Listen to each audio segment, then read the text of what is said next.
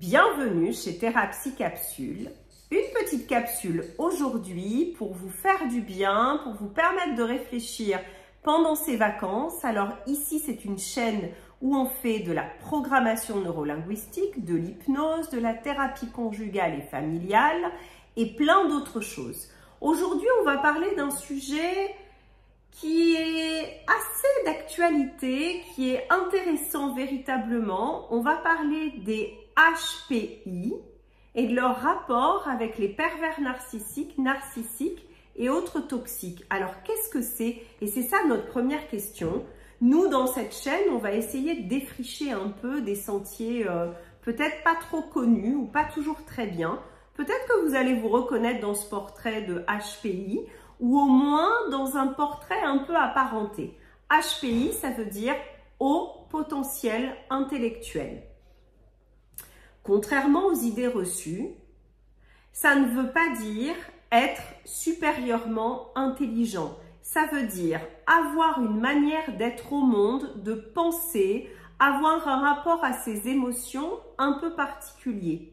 Ça n'est pas dans une notion de supériorité ou d'infériorité par rapport aux autres, c'est quelque chose d'un peu différent. Il faut savoir, donc le mot HPI est un mot qui est très populaire en ce moment. Il y a des séries télévisuelles qui en parlent beaucoup, qui sont intéressantes, avec peut-être une petite notion de caricature aussi. Être HPI, haut potentiel intellectuel, ou même HPE, haut potentiel émotionnel, ça n'est pas toujours ce qu'on croit et ça touche un certain nombre d'entre nous sur cette chaîne et ça peut expliquer qu'on constitue une proie de choix pour les personnalités narcissiques et on va voir en quoi. Alors tout d'abord, il n'y a pas du tout, il y a autant, on va plutôt parler aujourd'hui des HPI et je ferai peut-être une vidéo spécifique sur les HPE par la suite. HPI, c'est pas la caricature habituelle de la personne qui calcule plus vite que son nombre, qui comprend tous les problèmes mathématiques et qui incarne Einstein. C'est plus complexe que ça. On parle de HPI, on parle de doué, on parle de zèbre. Moi, j'aime bien le mot zèbre. Je trouve que c'est un mot intéressant parce qu'il n'y a pas d'idée de supériorité ou d'infériorité. Le zèbre, c'est le seul équidé qui n'a pas pu être domestiqué par l'homme, ce que je trouve intéressant. Et je trouve que chacun peut s'y retrouver en s'imaginant non pas forcément zébré, mais avec des poids, des étoiles, avec des symboles différents. Qu'est-ce que c'est être un zèbre aujourd'hui et en quoi ça peut à la fois être une force et en même temps une fragilité? Alors, être un zèbre, c'est une personne qui a des connexions neuronales qui sont extrêmement nombreuses et extrêmement rapides. Il y a des zèbres qui ont des avantages ou des facilités intellectuelles dans à peu près tous les domaines et quand ils se font tester, les résultats sont homogènes. On les appelle des HP laminaires. Ou alors quand les résultats sont hétérogènes, c'est-à-dire il y a des secteurs où ils sont particulièrement à l'aise et d'autres pas nécessairement, on les appelle des HP complexes. Tout ça pour dire qu'il y a autant d'HP que de personnalités. Mais il y a quand même des points communs et c'est ces points communs aujourd'hui qu'on va aller interroger. Alors vous pouvez être un zèbre ou une forme de zèbre, même si vous n'avez pas un quotient intellectuel égal ou supérieur à 130. Absolument. Vous pouvez quand même être un zèbre. Vous pouvez être un zèbre si vous n'avez pas super bien réussi à l'école. Il faut savoir qu'un tiers des zèbres sont en échec scolaire, tout simplement parce que le monde de l'école n'est pas adapté à leur mode de pensée et souvent à leur sensibilité. Vous pouvez être un zèbre même si vous êtes nul en maths. Vous pouvez être un zèbre même si vous n'avez pas forcément toujours envie de choses très intellectuelles. Être un zèbre, c'est quelque chose de légèrement différent. C'est pas être mieux que les autres, c'est penser, c'est ressentir d'une façon légèrement pas pareille. Et on va voir en quoi. C'est déjà avoir souvent une très grande curiosité pour le monde qui vous entoure depuis que vous êtes tout petit. Peut-être que par rapport à d'autres enfants, vous avez parlé extrêmement bien plus tôt, mais c'est pas une règle absolue non plus. Peut-être que c'est un appétit de vivre, un appétit de comprendre, en même temps une très grande sensibilité souvent aux éléments extérieurs comme les sons, comme les bruits, comme les images, comme les odeurs. Des fois, ça peut même être un petit peu difficile à gérer. C'est un sentiment un peu de décalage par rapport au reste du monde. Peut-être parce que les choses qui vous intéressaient ou qui vous intéressent sont pas forcément ce qui intéresse la majorité des gens. Peut-être parce que vous aviez besoin ou vous avez toujours besoin d'avoir des marottes, des passions qui vous occupent, et peut-être parce que votre esprit a du mal à se mettre sur pause et à être en repos. Ça, c'est pour l'efficience intellectuelle. C'est vrai que souvent, vous pensez peut-être de façon un peu plus rapide, ce qui ne veut pas dire mieux, et souvent en arborescence. Une idée en appelle une autre, qui en appelle une autre. C'est comme un magnifique arbre avec plein de branches.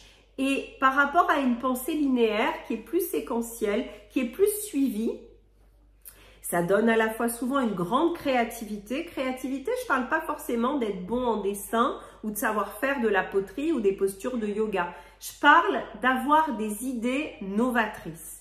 Souvent, être un zèbre, c'est avoir un esprit un peu critique et être capable de penser out of the box, en dehors de la boîte habituelle. Alors, ces passions-là, cette façon de penser pas linéaire, cette créativité, ça peut, notamment chez les HP complexes dont on a parlé tout à l'heure, c'est-à-dire ceux qui ont des résultats hétérogènes. Souvent, ils ont une grande facilité en termes de mots, de compréhension, pas forcément dans d'autres domaines. Ça crée un foisonnement et ça crée peut-être des fois une difficulté à s'adapter au monde extérieur. Les HP laminaires qui ont des résultats beaucoup plus homogènes ont moins cette difficulté. Ils sont des fois un peu plus discrets, ils sont moins en révolte contre le monde, ils arrivent des fois mieux à s'adapter. Tout ça, c'est pour l'aspect intellectuel. Mais être un zèbre, c'est pas seulement ça. Être un zèbre, c'est pas l'aspect intellectuel souvent qui est le seul aspect important, c'est aussi ne pas voir le mal. C'est Socrate qui disait « nul n'est méchant volontairement ». Mais chez les personnalités zèbres, il y a cette grande empathie, cette capacité à se mettre à la place de l'autre, cette capacité des fois à percevoir la souffrance de l'autre, et du coup on comprend que les gens sont souvent pas méchants volontairement. Donc il y a cette difficulté à imaginer que les autres ne sont pas comme eux et peuvent ne pas vouloir toujours du bien. Il y a une grande sensibilité à l'injustice. Ça, c'est quelque chose de très important. Ce sont des gens extrêmement sensibles. Il y a souvent un décalage d'évolution entre leur très grand développement intellectuel assez rapide et leur développement émotionnel qui souvent est un peu en retrait. On reste un petit peu immature longtemps alors que l'intellect est 6 pas devant, les émotions sont 6 pas derrière. Tout ça, ça forme des caractéristiques très particulières, un sentiment d'être un peu différent. Souvent, ça s'accompagne d'un sentiment d'imposture, de pas être assez bien, de pas être... En fait, les zèbres souvent veulent être des experts dans leur marotte et quand ils ne le sont pas ou pas suffisamment à leurs yeux, ils ne se sentent pas à la hauteur. Ils ont toujours l'impression qu'on va leur dire qu'ils sont pas assez intelligents. Il y a très peu de sentiments de supériorité chez eux, bien au contraire. Ce sont des gens qui doutent beaucoup d'eux-mêmes. D'ailleurs, si vous les interrogez, ils vous diront qu'ils sont absolument pas intelligents ou ils ne se sentent pas souvent comme tels. Tout ça, vous vous en doutez bien, c'est du pain béni pour les personnalités toxiques parce qu'on a des gens créatifs, gentils, empathiques, pour la plupart des zèbres, c'est pas une généralité absolue. On a des gens qui se remettent en cause, on a des gens qui prennent les difficultés pour eux, qui essayent d'aider, qui ont un très grand sens de ce qui est juste, avec des gens qui vont pouvoir allègrement les exploiter, les faire douter. C'est d'autant plus facile que les zèbres doutent déjà beaucoup d'eux-mêmes.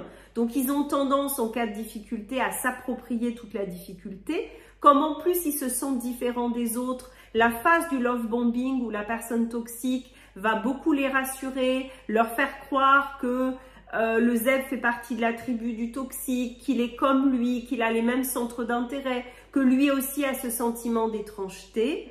Pour quelqu'un qui est zèbre, c'est extrêmement rassurant. il va se dire qu'il n'est pas tout seul, que c'est pas si difficile, que le monde n'est pas si mauvais et du coup, il va beaucoup s'attacher à la personnalité toxique qui va en profiter. Un zèbre, c'est quelqu'un dont on peut mettre l'intelligence et la sensibilité au service du toxique. Et le toxique ne va pas s'en priver. Et en même temps, comme le zèbre, il doute de lui-même, eh ben, le toxique va s'arranger pour que le zèbre fasse tout le travail et que ce soit lui qui en récolte les bénéfices. C'est notamment le cas dans le monde du travail. Et le zèbre qui pour lui est souvent, alors il ne faut pas non plus caricaturer, être un zèbre, ça ne veut pas du tout dire être parfait, ça ne veut pas du tout dire être toujours gentil, mais c'est plutôt des gens qui ont le sens du partage et de la transmission. Ils sont très attachés à ce que le monde souvent devienne meilleur. Donc au travail, s'ils ont une idée intéressante, ils vont la partager. Ils ne vont pas nécessairement revendiquer la paternité. Et ça, c'est tout bénéfice, bien sûr, pour la personnalité toxique qui, elle, va s'approprier l'idée et qui, elle, va pouvoir exploiter notre zèbre. Et notre zèbre qui a déjà du mal à s'ouvrir au monde, déjà du mal à faire confiance, notamment si c'est un HP complexe, qui est plus torturé, qui a plus de mal à s'adapter, évidemment que la trahison de la personnalité toxique va rentrer très profondément dans le zèbre. Ça va compliquer encore le fait d'être au monde, le fait de se sentir bien, et ça va lui laisser des séquelles qui vont l'empêcher après ou compliquer le fait de ressortir de nouveau et de faire confiance. Donc oui, les personnalités toxiques ont tout à fait intérêt à aller chercher des zèbres. Ce sont des gens qui, en dépit de leur efficience intellectuelle, ne voient pas le mal. Ils ont tendance au contraire à voir très souvent les forces et les beautés chez l'autre.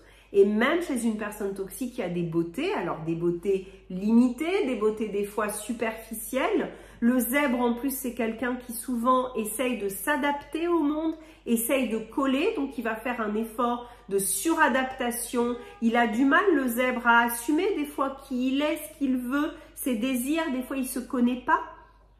Et c'est tout bénéfice pour la personnalité toxique qui va s'approprier tout ça, ses trésors, le redéfinir et le mettre à son service.